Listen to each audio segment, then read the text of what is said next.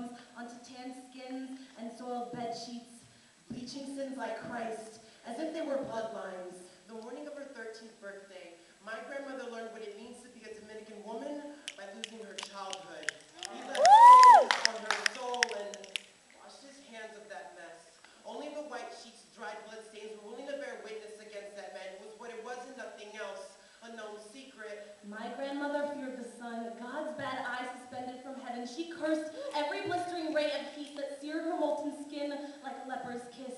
Her colored crucible favored porcelain hues, so she swathed her espresso body in whitening cream, opening childbearing hips to birth my mother, but she closed her thighs till the sun bore its twilight demise. She wanted her children to feel at home in darkness.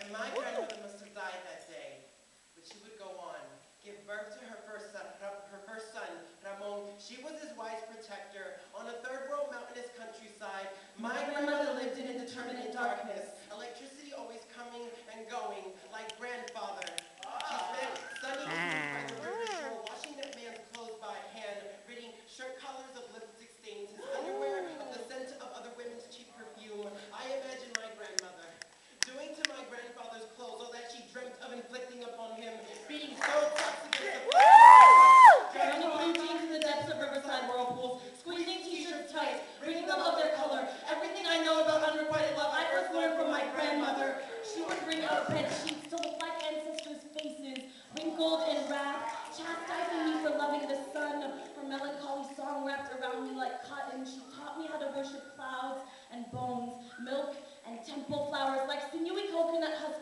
She tried to peel the browns from me, always preaching of achromatic perfection and the misery